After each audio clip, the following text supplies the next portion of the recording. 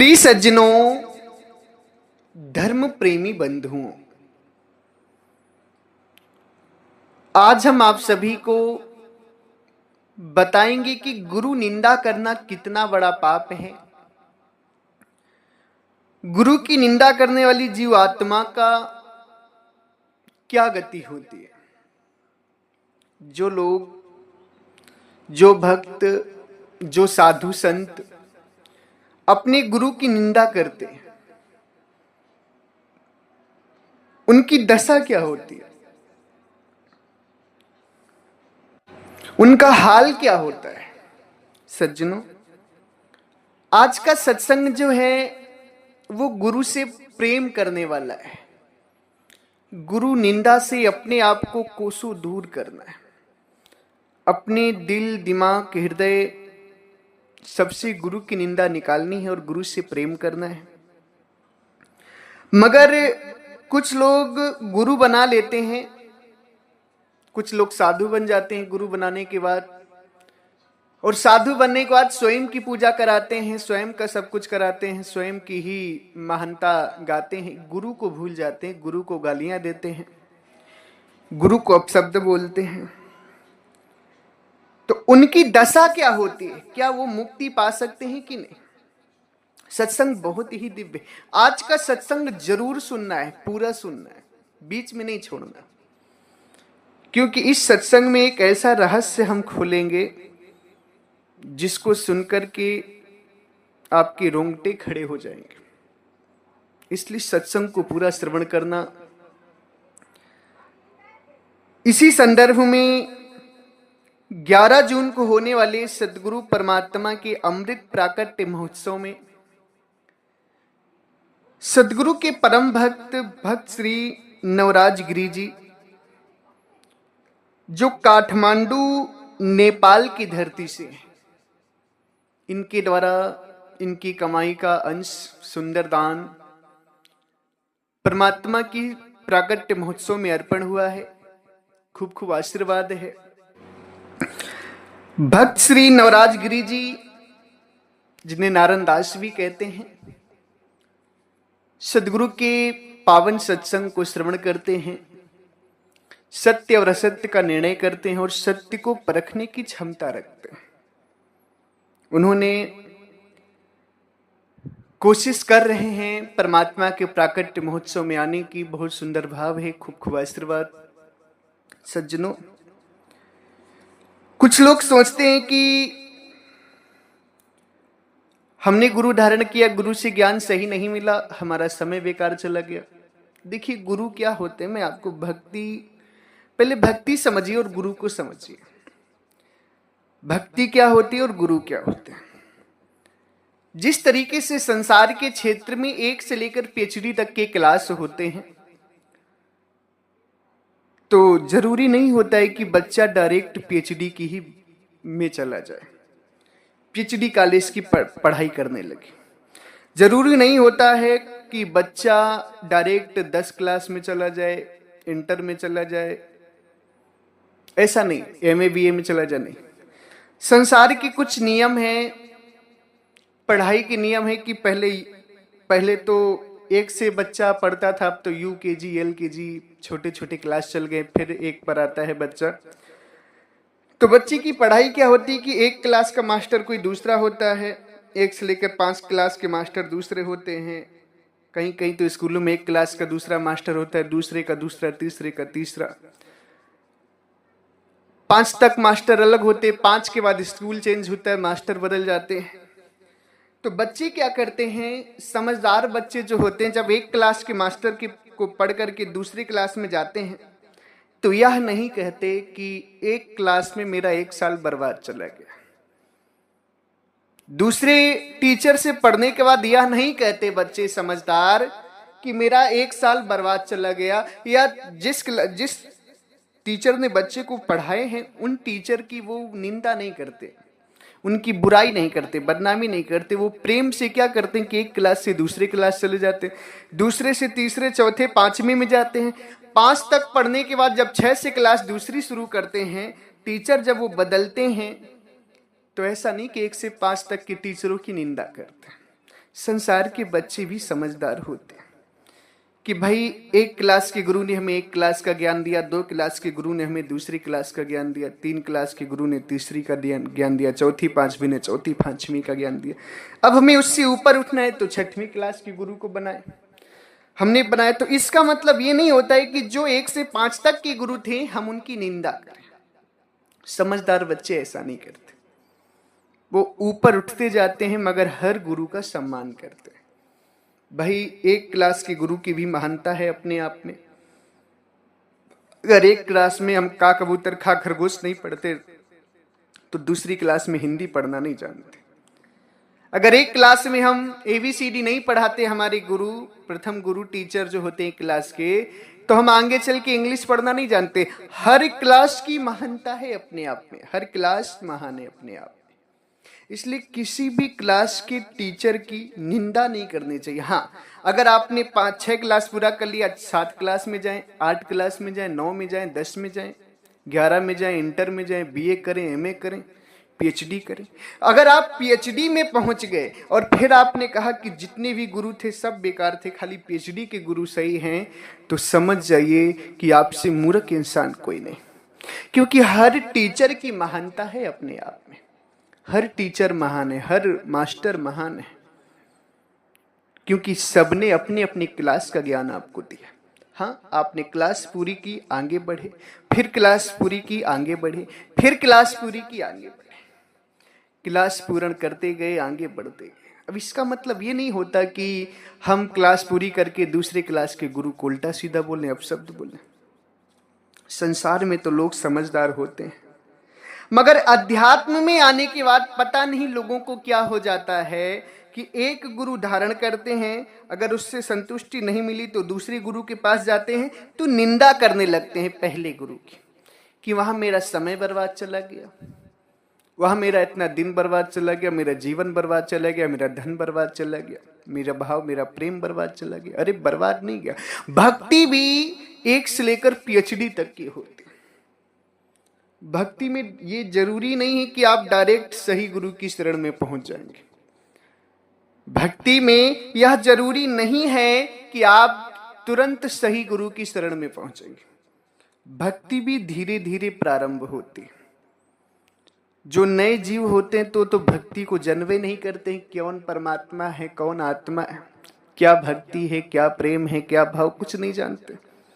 तो धीरे धीरे उनको भक्ति सिखाई जाती है, प्रेम सिखाया जाता है। कुछ लोग मानते ही नहीं है तो वो नीचे लेवल के होते हैं, तो डी बाबा, नटवा बाबा की पूजा करते हैं।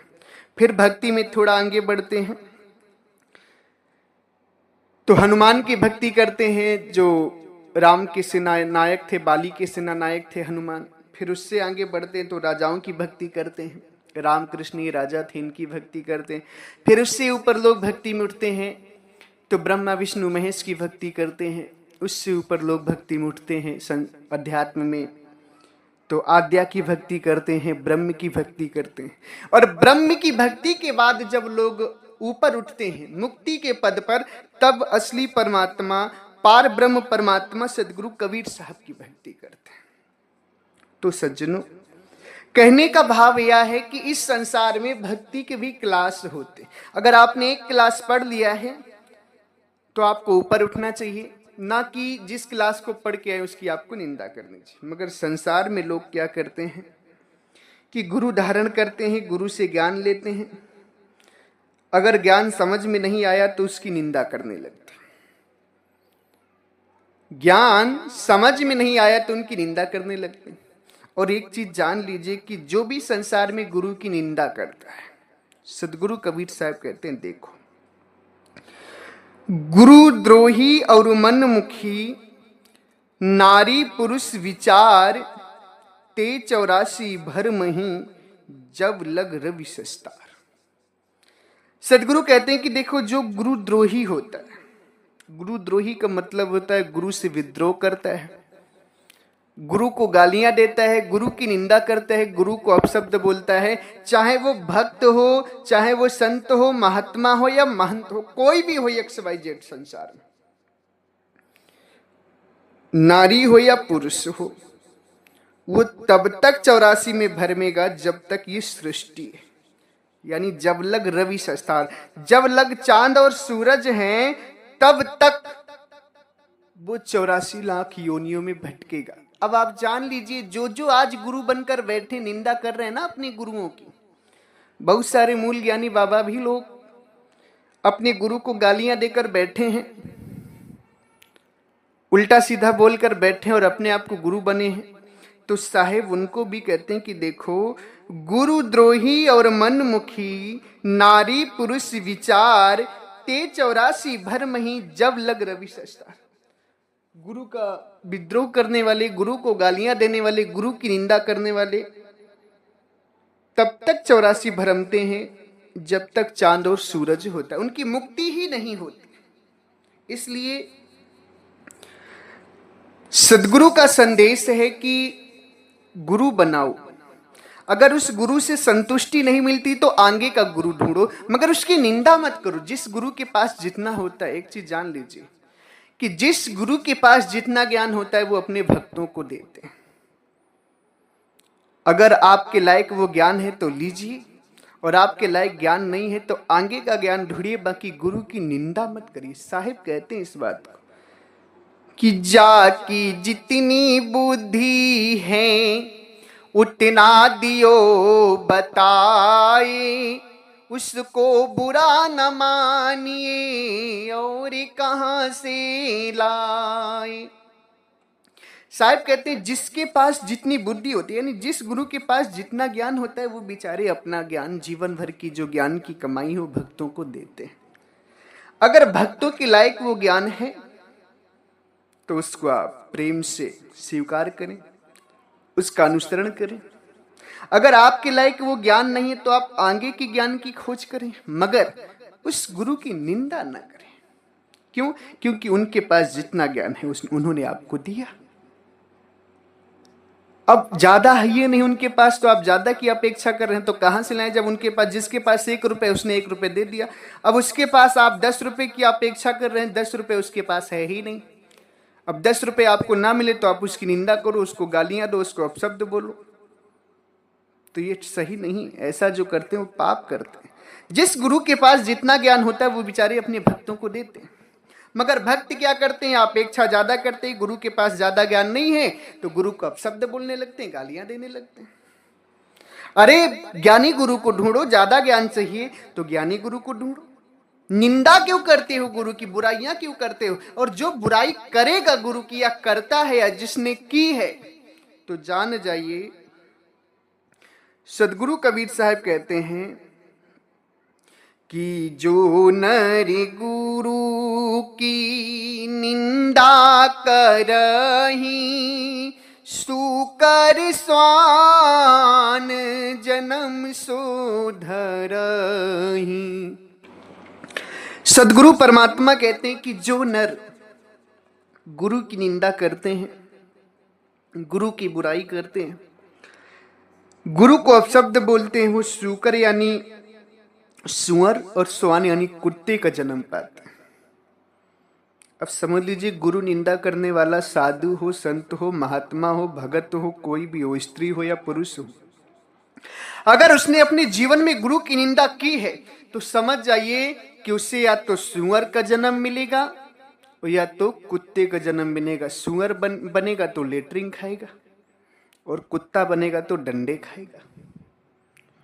कुत्ता भी लेटरिंग खाता है और सुअर भी लेटरिंग खाता है।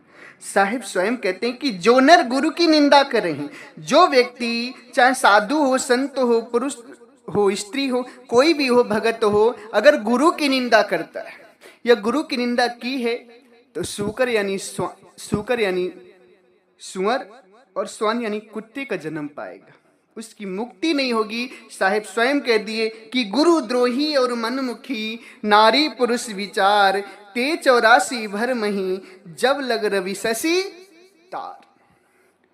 गुरु द्रोह करने वाला, गुरु की निंदा करने वाला, गुरु की बुराई करने वाला, गुरु को गालियां और अपशब्द बोलने वाला तब तक 84 में भरमता है जब तक चांद और सूर्य, यानी जब तक ये सृष्टि है। इसलिए गुरु की निंदा भूल करके मत करना। जिस गुरु के पास जितना ज्ञान होता है वो आपको दी।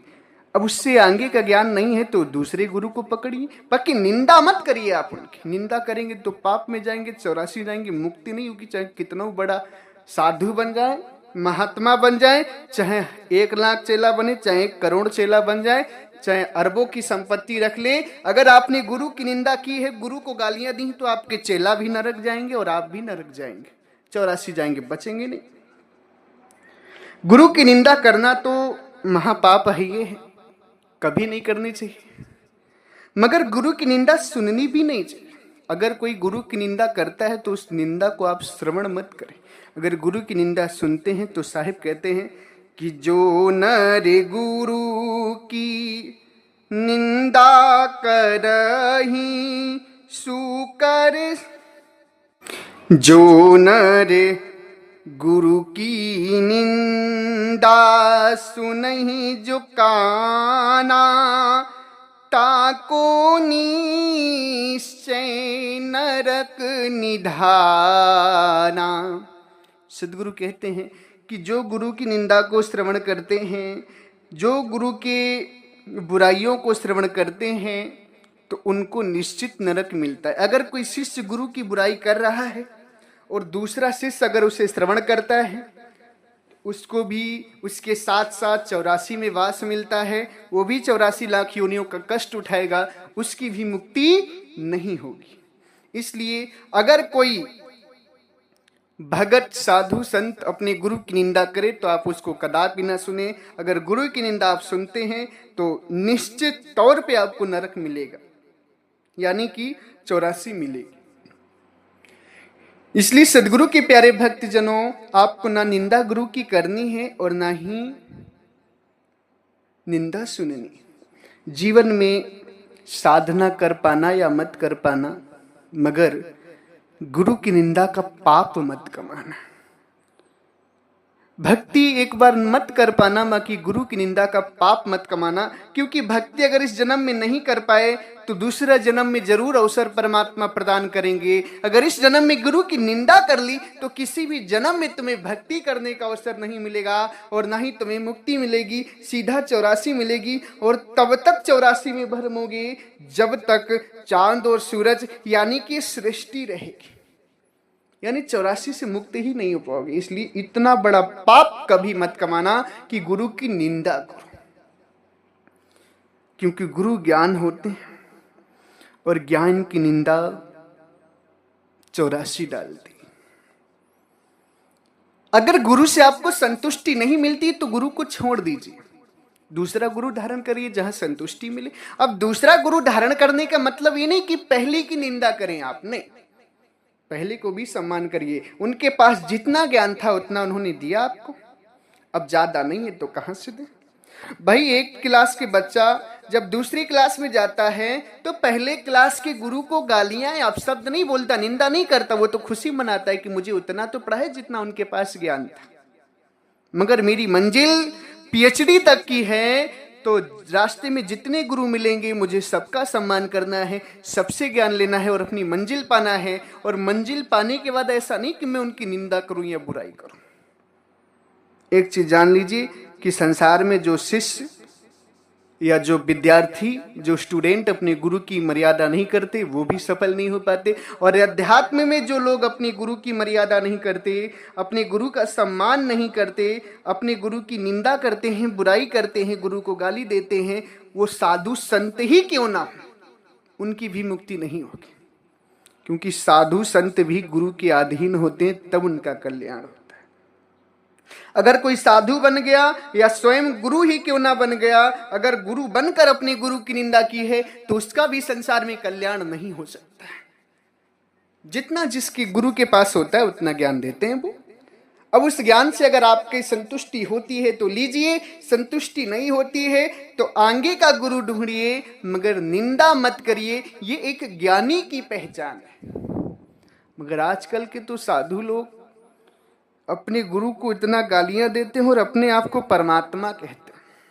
समझ जाइए कि इन गुरुओं की ऐसी दशा होगी ना कि जब तक सृष्टि है तब तक इनकी मुक्ति नहीं होगी और उनके पीछे जो भगत लगे हुए उनका भी कल्याण नहीं होगा। इसलिए भक्तजनों सावधान हो जाओ, सही गुरु की शरण में आओ, तब आपका कल्याण होगा। नहीं तो सदगुरु कबीर साहब तो कह दिए कि पाप करने वाला और पाप कर्म का साथ देने वाला दोनों ही मुक्त नहीं होंगे। यानी निंदा करने वाला और निंदा सुनने वाला दोनों का कल्याण नहीं होगा। जो संत अपने गुरु को गालियां दे रहा है उसका भी कल्याण नहीं होगा, और उस संत की गालियां जो शिष्य सुन रहा है उसका भी कल्याण नहीं होगा। दोनों चौरासी जाएंगे, दोनों बंधन में फंसेंगे। इसलिए निंदा को परित्याग कर दो। भले ही भक्ति ना कर पाना, भले ही साधना ना कर पाना, क्योंकि भक्ति और साधना का अवसर जरूर प्रदान हो जाएगा। अगर गुरु निंदा करोगे तब तुम्हें कभी भक्ति और साधना का अवसर प्राप्त नहीं होगा, क्योंकि गुरु वो कड़ी हैं जो परमात्मा से जोड़ते हैं। अगर गुरु से ही तुमने विरोध कर लिया, बैरभाव कर लिया, तब तुम्हारा कल्याण नहीं होगा। इसलिए आप जो भी साधु संत महात्मा हैं, अगर आपने गुरु को अपशब्द बोला है अपने, या जो भी भगत जन हैं, तो माफी मांगिए, क्षमा याचना करिए। गुरु क्षमा कर देंगे तो सारे पाप कट जाएंगे। मगर दोबारा जान लीजिएगा कि गुरु की निंदा नहीं करनी चाहिए। गुरु की निंदा करने वाला जीव मुक्त कभी नहीं होता है। इसी के साथ हम अपनी वाणी को विराम देते हैं। हमारे आश्रम से 5 ग्रंथ प्रकाशित हैं, जिसमें परमात्मा सदगुरु कबीर साहब का असली बीजक ग्रंथ है, असली साखी ग्रंथ है। बीजक और साखी ग्रंथ को समझने के लिए 3 ग्रंथ और हैं। टोटल 5 ग्रंथों का सेट है। बहुत ही अनमोल ग्रंथ हैं, परमात्मा की दिव्य ग्रंथ हैं। आप सभी को जरूर पढ़ना चाहिए, जरूर पढ़ें उन्हें मंगा करके। जिन भी भक्तजनों को ग्रंथ चाहिए तो स्क्रीन पर दिए हुए हमारे नंबर पर संपर्क कर सकते हैं। हम आपको कोरियर के द्वारा, पोस्ट ऑफिस के द्वारा ग्रंथ भेजेंगे। आप घर बैठे ग्रंथ को प्राप्त कर सकते हैं। इसी के साथ एक बार प्रेम से बोलिए, सर्वव्यापक सर्व पूजनी परम पिता परमात्मा सदगुरु बंदी छोर कबीर साहब को साहेब बंदगी साहेब।